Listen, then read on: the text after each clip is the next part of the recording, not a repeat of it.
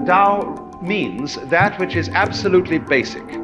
It therefore means the basic energy of the universe.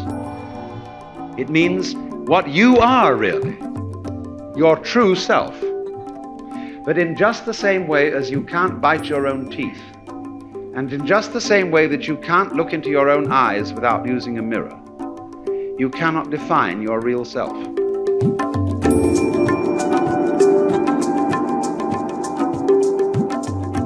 Welcome to the Alan Watts podcast, Being in the Way. I'm your host, Mark Watts, and today we're going to return to the roots of this podcast with a talk on the philosophy of the Tao.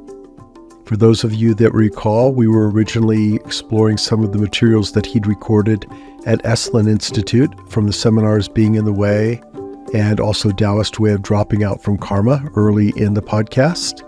And this one comes from a seminar that he did called Philosophy of the Tao that was given in a city in the East Coast. We're not exactly sure where, although we know it was on his lecture tour in the summer of 1971. And it's one of the talks that hasn't been heard as much, but when we started to look for material for a book on Taoism, which is now out and called Tao for Now, this was one of the ones that we landed upon and really enjoyed, so much so that we made it the first chapter of the book, Tao for Now. Tao for Now offers a great overview of Taoist thought and its influence on the West, and in particular, it offers two seminars that hadn't been heard much before. This is one of them, Philosophy of the Tao, and we're going to hear part one today. And then in the next episode, we're going to explore a seminar called Flow, which was done with Charlotte Silver in New York City. And we're going to be listening to a session of that in a following podcast. Our podcast is co-produced with the Ram Dass Be Here Now podcast network, and our theme music is by Zakir Hussain, courtesy of Moment Records. And this is Alan Watts in Philosophy of the Tao, Part 1. Well, now, the subject of these sessions is going to be the ancient Chinese philosophy called Daoism. In ancient China, there were two predominant philosophies, dating apparently from more or less the same period of history, although scholars dispute this to some extent. Confucius, about whom everybody knows, lived shortly after 600 BC. The counterpart to Confucius, one called Lao Tzu, which is spelled Laotzu, is supposed to have been a contemporary of Confucius, but probably lived somewhat later and is a somewhat legendary character about whom we have less historical information. But these two philosophies play in a remarkable way. All sorts of things which we believe to be really out there are, as a matter of fact, conventions. Now, you know very well that you cannot tie up a parcel with the equator because it is an imaginary line. And in exactly the same way, time, clock time, is an imaginary way of dividing motion, of measuring motion. But it so happens that these social institutions become so convenient and so useful that we start to mistake them for the real world. And that can lead us into an enormous amount of confusion. The same sort of confusion from which you would suffer if, for example, you started eating the menu instead of the dinner. And we must recognize that a great many things that all of us take for solid realities are in fact nothing but social institutions. They are conventions. For example, your idea of yourself, of the ego. The ego is not a biological existence, it is a social institution. Because you see, when we speak of social institutions, we are not simply speaking of things like hospitals, law courts, legislative bodies, public health systems. Included among social institutions are such things as the clock, the calendar, weights and measures. Now, as we civilize ourselves, we can only do so through social institutions. In other words, if we didn't have a calendar, if we didn't have an idea of the directions, north, south, east, and west, if we didn't have these ideas, we couldn't get on together. If we didn't have agreements about the nature of language, we couldn't communicate with each other. And if I didn't know about time and space, I couldn't say, I will agree to meet you at the corner of State and Madison at 4 o'clock in the afternoon. And therefore, we could never find each other. But because these institutions are so useful, we come in due course to believe in them, as I said. And above all, we come to believe in ourselves as equivalent with the role we are playing in life. Confucianism was deeply concerned with roles. What is the proper role of a father? The proper role of a mother, of an elder brother, of a younger brother, of an elder sister, a younger sister, and so on all the way around. And you know how it is in our own life. We are all role-playing. We play roles according to our occupation in life. We also play roles with respect to our characters. There are certain social kinds of role, for example, which it is acceptable for men to play. There are certain roles which men ought not to play, according to definition. And you very soon are taught to accept yourself as a certain kind of a character.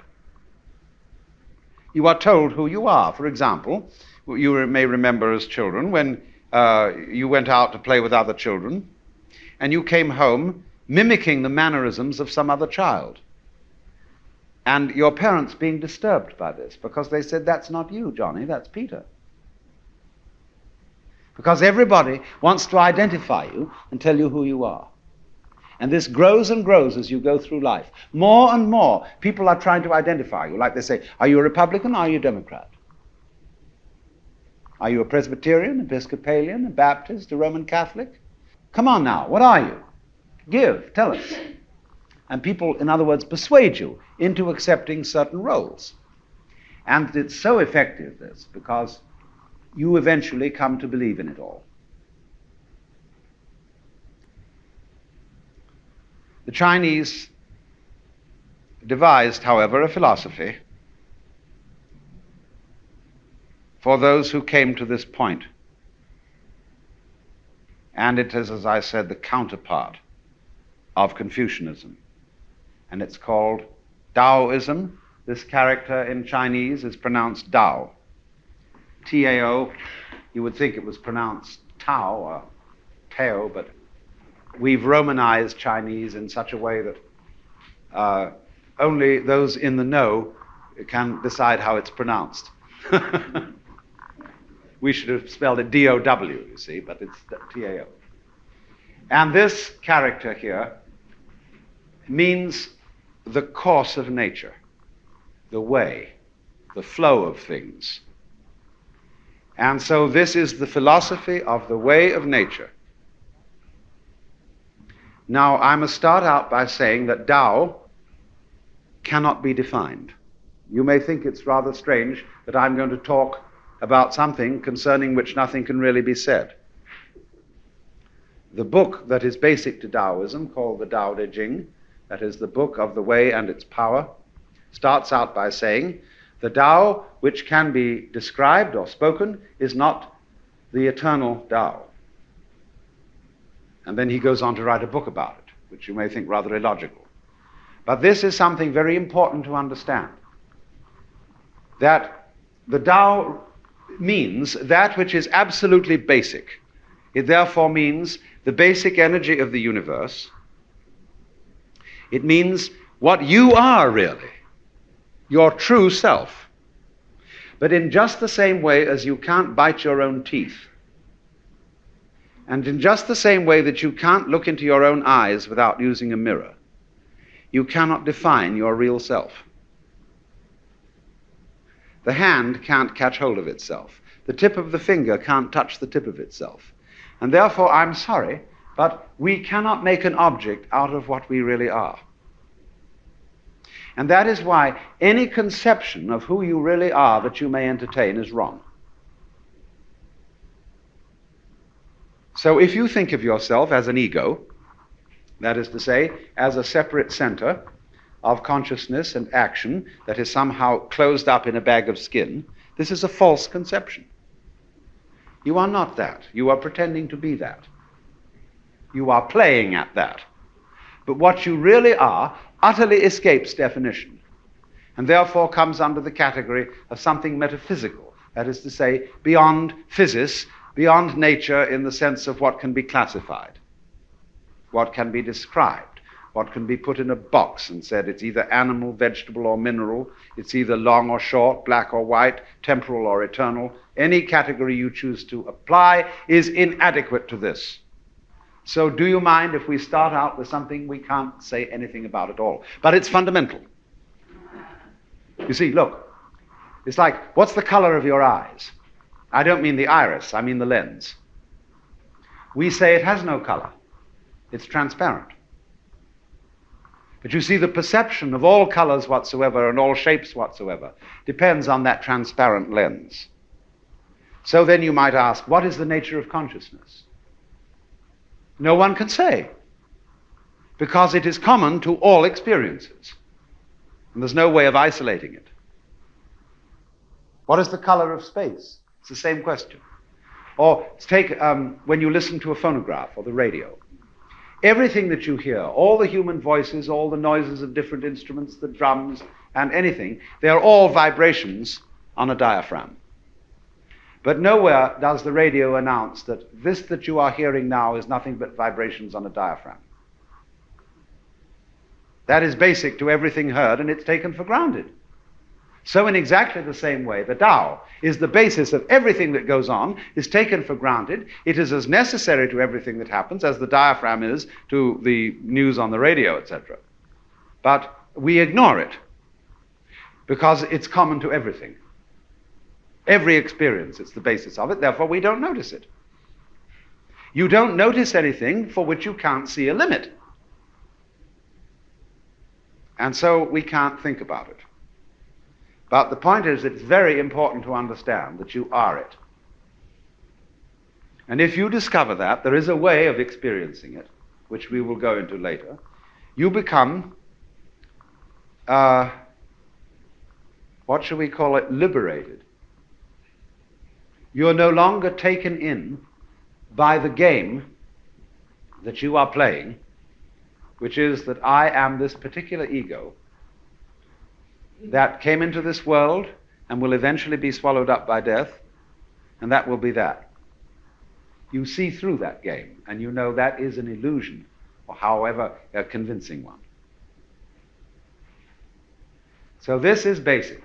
Tao is the course of nature. Now, at the beginning of the second chapter of Lao Tzu's book, the first chapter starts out with the words, "The Tao which can be spoken is not the eternal Tao." And I'm just taking that as a kind of a key phrase to give you the first point. Now, what's the second point? That's the beginning of the second chapter of this book, which is attributed to Lao Tzu and is supposed to have existed from at least 400 BC. When he starts out the second chapter, he says, "When all the world knows beauty to be beautiful, there is already ugliness. When all the world knows goodness to be good, there is already evil. Thus, to be and not to be arise mutually." And this is an absolutely important idea for the whole foundation of Chinese thought. The Chinese use this character to arise. It's originally the figure of a growing plant, and this one to mean mutuality. And this is completely crucial to everything I'm going to talk about.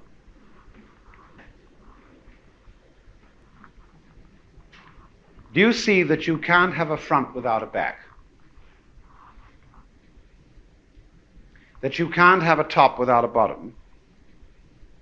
that you can't have the idea of long without the idea of short. You don't have long things before you have short things, or short things before you have long things. Same way, you don't have a world in which there are bees without flowers, or flowers without bees, because you see, bees and flowers are really the same organism. Just like they look different, just as your head looks very different from your feet. But you don't have human beings who have heads and no feet, or feet and no heads. They go together. Now, of course, they're rather obviously joined by skin and bone. But bees and flowers float apart. Bees buzz and flowers send out smell and color. But they are the same organism because they're inseparable. They require each other. So this is the whole idea of arising together. So that, in other words, to be and not to be, the whole notion of is and isn't, depend on each other. Now, this is contrary to our common sense. We think that being is really there, and non-being isn't. But we are at the same moment afraid that being may end up as non-being. There's so much more non-being than there is being. In other words, there seems to be so much more space than there is solid. And since whatever is solid in the world requires energy, and since energy eventually runs out, we're afraid that it may all end up as nothing. That we may end up as nothing and everything else. And we are scared stiff of that, because we don't understand that space or emptiness and solid are two aspects of one reality. Just as front and back, just as bees and flowers, they have to go together. You cannot possibly conceive a solid without a surrounding space. You cannot conceive space without solids occupying it, because space is, as a matter of fact, nothing but the relationship between solids. It's like an interval in music. You can't hear melody unless you hear intervals.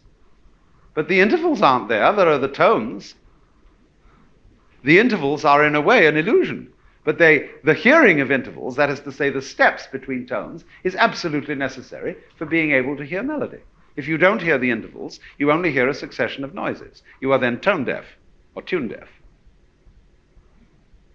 So you see how important the interval is. And any architect, any artist knows that space is real. We talk about the functions of space. Astronomers and physicists talk about properties of space, curved space, and so on and so forth. But in the ordinary common sense that most people have, they think space just isn't there. Solids are there. Reality is therefore identified with the solid, with the energy, and unreality with the emptiness. And there is this, therefore, basic dread which existentialists talk about as angst, fundamental anxiety, that arises from the fact that the moment you know you exist, you know you could not exist. And therefore, all through one's life, there is a sort of sword of Damocles hanging over you that at any minute you might not be. Wowee, and that's a real scare. See? Until you understand that to be or not to be is not the question. Because to be cannot be without not being, just as not being cannot be without being. And so for Chinese thought, these two aspects of the world are called the Yang and the Yin. And they mean these two characters respectively. The Yang means the south side of a mountain, which is in the sun. And the Yin means the north side of a mountain, which is in the shade. And so they come to mean positive and negative, black and white, male and female. And they are represented in this familiar diagram, an S-curve inside a circle, like two interlocked commas, one black, one white, and each one has, as it were, the eye of the comma or the eye of a fish or tadpole or something, the opposite color. And this yang-yin symbolism is sometimes also represented, as in the Book of Changes, by broken and unbroken lines. Here is the yang, here is the yin. and actually from this symbolism of the Book of Changes, which is earlier than any of the literature I'm talking about. Leibniz read it in Latin, and from it he figured out binary arithmetic, which is now basic to all computer techniques. 0 and 1. All numbers can be represented by 0 and 1. So 0 is the yin and 1 is the yang. But you see, the whole secret is that the yin and the yang are inseparable. Let's say when we were little children and everybody taught us 1, 2, 3 and ABC, they didn't teach us the lesson of black and white. This belongs, in a way, in our culture to the hushed up side of things. Now, you see, the lesson of black and white is this. If you realize that all your senses are really one sense, a kind of touching. You touch light with your eyes. You touch air vibrations with your eardrums and get sound. Then smell is touching gases and dust in the air. Taste is touching the texture of food and things. The touch with the epidermis is perhaps the crudest form of touch, and sight the most subtle. But do you realize that all sensation whatsoever is a vibration? It goes on and off. It's a like this. But if it goes fast enough, you don't notice the off. You only notice the on. An arc light, for example, is going on and off with terrific speed. So much so that you shouldn't use an arc light in a sawmill, because the on and off can synchronize with the speed of the saw, and a circular saw may appear to be still when it's actually moving. But all things are like that, you see. On and off. And you can't have the vibration unless it's a wave pattern. The crest of the wave is on, the trough of the wave is off. Now, you can't have a wave, which is half a wave. In other words, no wave exists with a crest alone. There must be a trough. A half wave cannot be manifested. Now, if you don't understand that, if you don't realize that on, off constitutes a unity, and although they're different, they're inseparable, like the two poles of a magnet. If you don't realize that, you get scared that off may win. And if you get scared that off may win, you start another game, instead of the game of black and white or on and off, the game on must win. And then the game degenerates into a fight. It becomes serious. Wowee, the awfuls might get the better in the end. They won't. They may appear to, but they won't. Being, you see, is at work, because being is constantly being non-being, being non-being. Now you see it, now you don't. But if you don't see that, you see, you get mixed up. And you don't understand the relationship of yang and yin. So it is the inner connection, or rather the inseparability of yang and yin, which is what is meant by Tao. That's why Tao cannot be explained. And the reason, again, if I may put it in another way, is that all thinking is classification. It's asking, is you is or is you ain't? Is it this or is it that? Because after all, if you want to say something is inside, it requires an outside. You can't have an inside without an outside, or an outside without an inside. Which is it? You say choose. And of course, Westerners are always choosing. Once to every man and nation comes the moment to decide, in the strife twixt truth and falsehood for the good or evil side. Then it is the brave man chooses, while the coward stands aside, you see. You must choose. Which are you? And we've magnified this into a nightmare, where the ultimate consequence and destiny of the cosmos is, are you saved or are you damned? Forever. What a thrill that decision is. See? What people don't understand is that you don't know you belong to the saved group unless there's also a damned group. In every American town, there are the nice people who live on one side of the tracks and the not so nice people who live on the other. In my town, which is Sausalito, there are the people who live on the hill, and they are the nice people. And then there are the people who live on the waterfront, who are bohemians and beatniks and goodness only knows what. Well, now, when the nice people on top of the hill meet for their cocktail parties, the main thing that they discuss is how the whole town is deteriorating and how the awful people are proliferating and fouling the bay up and so on.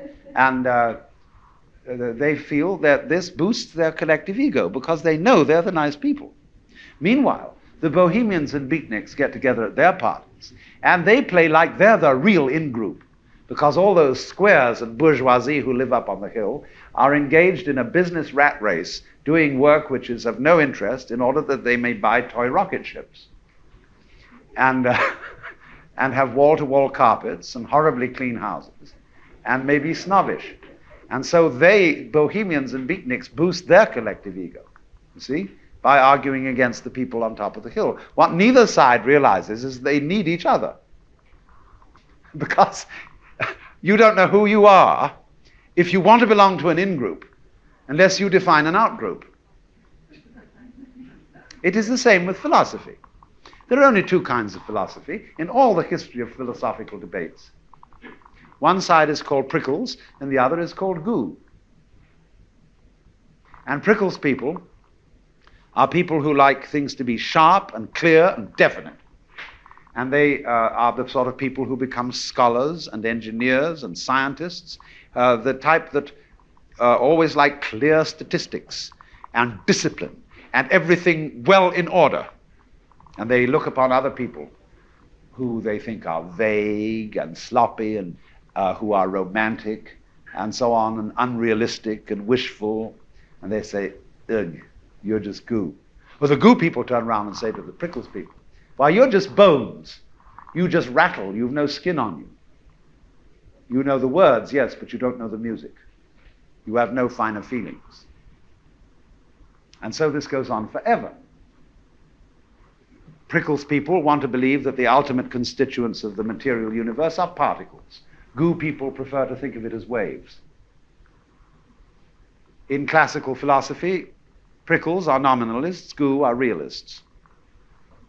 So it goes. They're always fighting. The thing is that they don't realize that you wouldn't know the standpoint of prickles unless you knew goo as a contrast, and vice versa. Because the real world is gooey prickles and prickly goo. Any way you look at it. So you see, that's just the yang and the yin. The yang is prickles and the yin is goo. And they're inseparable, but quite different. And the thing is that to see wisdom is to understand the secret conspiracy between the opposites, which you wouldn't know one without the other. That is, it were Tweedledum and Tweedledee agreed to have a battle. That, in other words, under all explicit opposition, there is implicit unity. Only, there's no real way of saying it, and in a certain way, it should remain implicit. And in a way, off stage. Don't give the show away.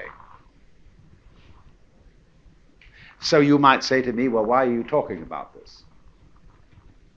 You're giving the show away, aren't you? Not really. Because not everybody will believe it. Most people won't. The opposition between life and death, between good and bad, between pleasure and pain, is extraordinarily impressive. And though one may point out that it is underneath a unity, only those with a certain innate intelligence will ever be able to believe it. So one cannot really give the show away. except, as Jesus said, to him that hath shall be given, and he who has ears to hear, let him hear. So this is the point of Taoism. In other words, the world, people involved in practical affairs, in business and family raising, are all upset because black might win. And they really are involved, and they know they have to do something to survive. Survival is the important thing. You really must go on living. But the knowledgeable people, when you get to a mature position, and everybody as they get older and has raised a family or whatever, you know, has to eventually get ready for death. Second half of life is a preparation for death. That to Western ears is a very gloomy enterprise. We pretend death doesn't happen. We sweep people under the carpet. When you're dying in hospital, everybody comes around and says, "Oh, you'll soon be better." And then, you know, the poor dying patient has a kind of notices there's a hollow look in their eyes, that they're just consoling. And that's terrible. When somebody is dying in hospital, you ought to come around and say, "Listen, you're going to die. Do you realize you're going to die?" It's an occasion for an immense celebration. Because now, if you accept that you're going to die, you can let go of yourself. And you won't be a nuisance to yourself anymore. And so we should have a champagne party, or we should have sacraments, according to taste. There should be some very special, conscious entry into death of letting go of oneself. Because you only die once, and it should be a very important event. Instead of being something. I mean, look, the morticians come around and they pretend it hasn't happened. They have all sorts of ways of glossing it over. You know that passage in Henry Miller's essay, The Staff of Life? He's talking about that dreadful food, and he says, "Throw anything down the hatch and swallow a dozen vitamins. If that doesn't work, see a surgeon. If that doesn't work, try a Hollywood funeral. They're the duckiest, cutest funerals in the world. You can have your beloved one propped up, smoking a cigarette, reading the Bhagavad Gita or something uplifting. Cigarette guaranteed not to rot away before the lips or the buttocks. Oh, death, where is thy sting? Oh, grave, where thy victory? Jolly, what?" End of quote. And, you know, this is this terrible American way of death, which does not accept it, which pretends it doesn't happen, and doesn't see that death is the most life-giving thing there is. Except the Irish. Except the Irish, yes, they can have a wake. But even then, I don't think that in this general tradition we really get down to seeing how revivifying death is. That, in other words, if in the course of life you die, before you die physically, now that means if you accept the fact that you are completely disintegrating, and there's nothing you can do to hold on to yourself, and nothing you can do to be safe or secure, you come alive. Now everybody imagines they can be secure. You have investments, insurance, etc., etc., etc., regular medical examination, but this doesn't make the slightest difference. Any minute you can slip on a banana peel, have an automobile accident, because the whole world is falling apart. When you were born, you were kicked off the edge of a precipice. And it's pure illusion to console yourself by clinging on hard to a rock that's falling down with you. There's no way of not disintegrating. The whole thing's falling apart, and people have been saying ever since 6000 BC, when we've got records going back there, that the world was going to the dogs. It is. Life is something that's always falling apart. But if you get with it, in other words, you accept the situation, you flow with it, you come alive, because you acquire courage. You're not defending yourself all the time. You acquire energy, because you're not all locked up wondering what's going to happen next. You get the capacity to take risks, and you can't have a free people unless you're willing to take risks. It's all gambling. So to know this falling apart of everything, which incidentally is what makes it alive, change is life, this is the Tao. And to flow with the Tao and not fight it, you see, flow with the stream, this is the next great principle of Taoism, which is called Wu Wei. So you remember your principles. The first is Tao, which can't be defined. Second is mutual arising, the inseparability of the Yang and the Yin. And then we get as the next third principle, Wu. This means, in Chinese, negative, not. And Wei means interfering, clutching, busyness, aggression.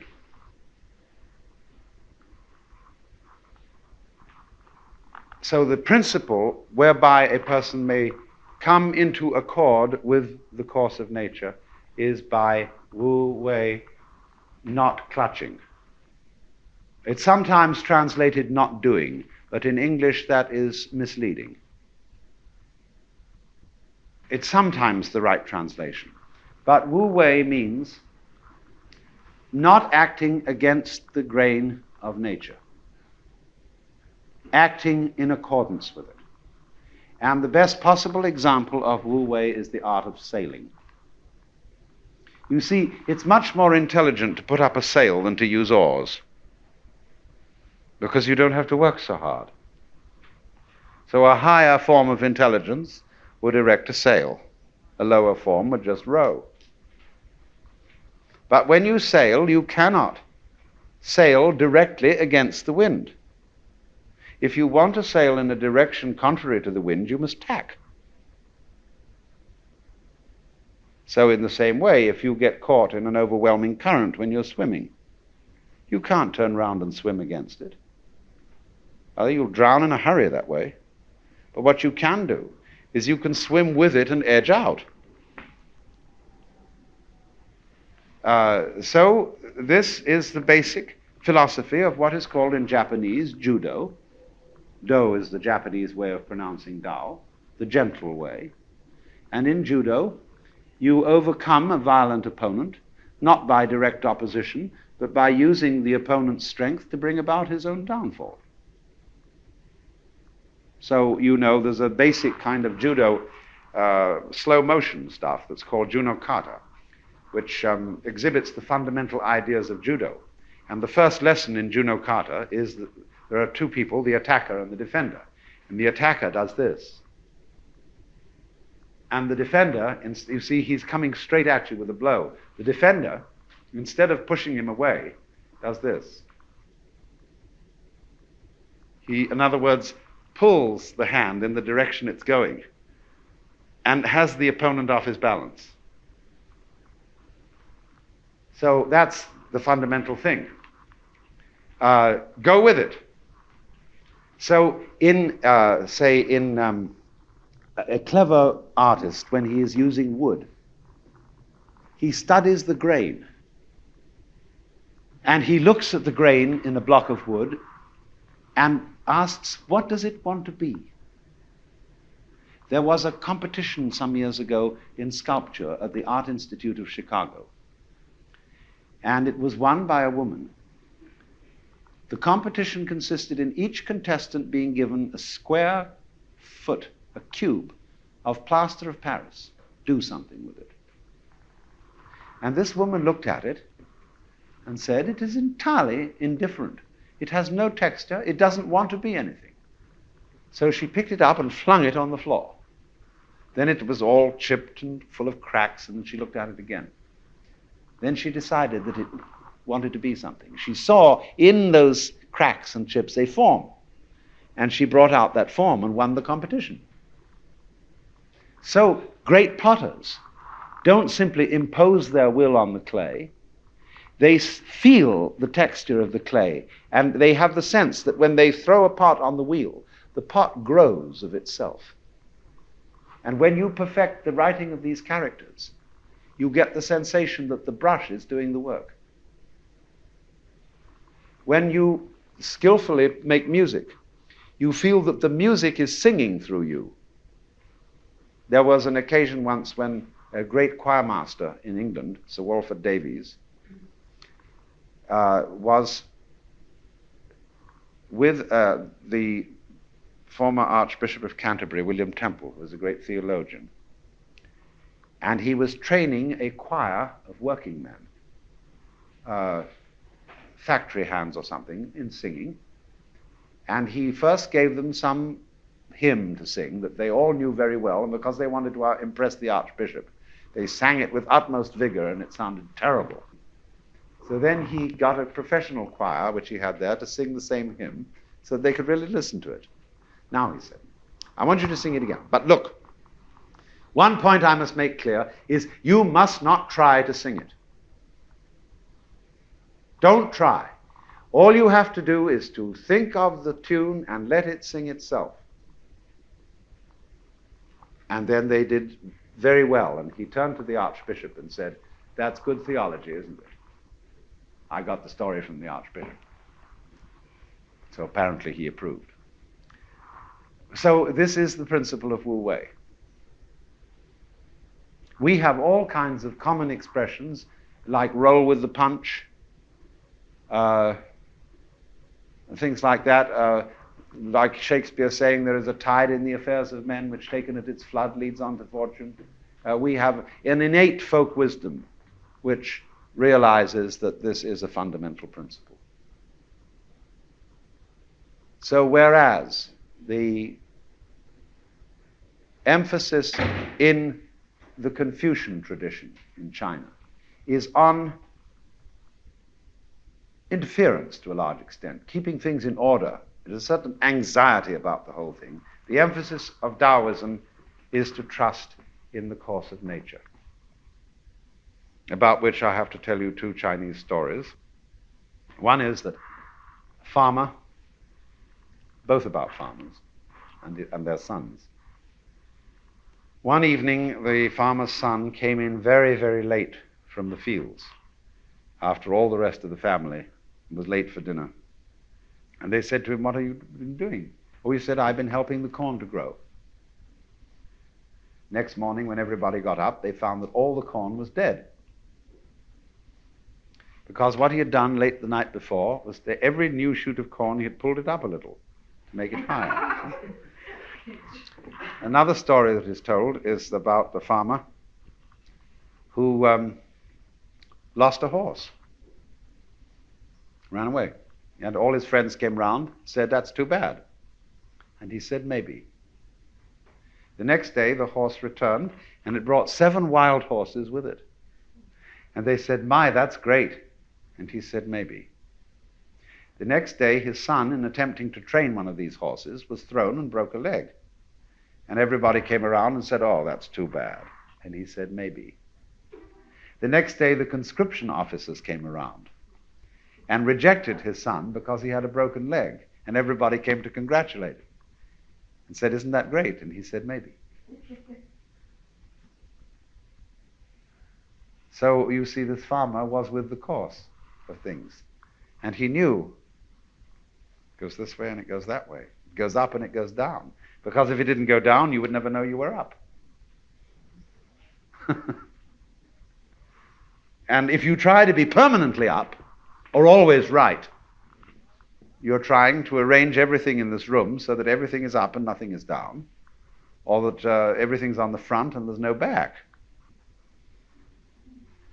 And that is an impossible state of affairs.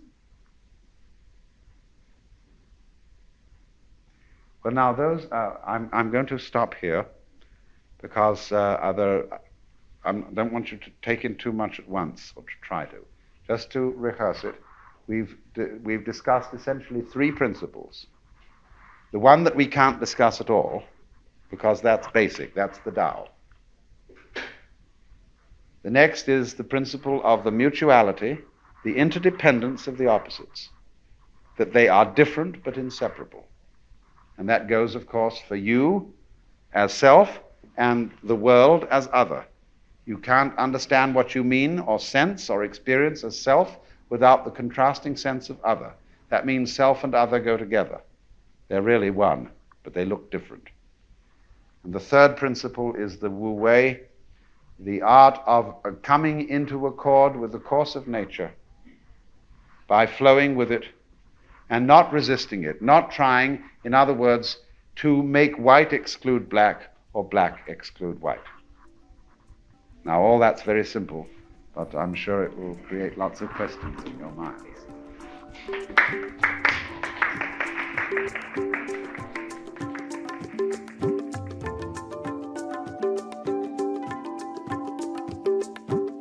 You've been listening to Alan Watts in Philosophy of the Tao Part 1 here on the Being in the Way Alan Watts podcast. I'm your host, Mark Watts, and in the next session we will be bringing you a talk on flow. Our podcast is co-produced with the Ram Dass Be Here Now podcast network, and our theme music is by Zakir Hussain, courtesy of Moment Records. Thank you all for tuning in to the Alan Watts Being in the Way podcast.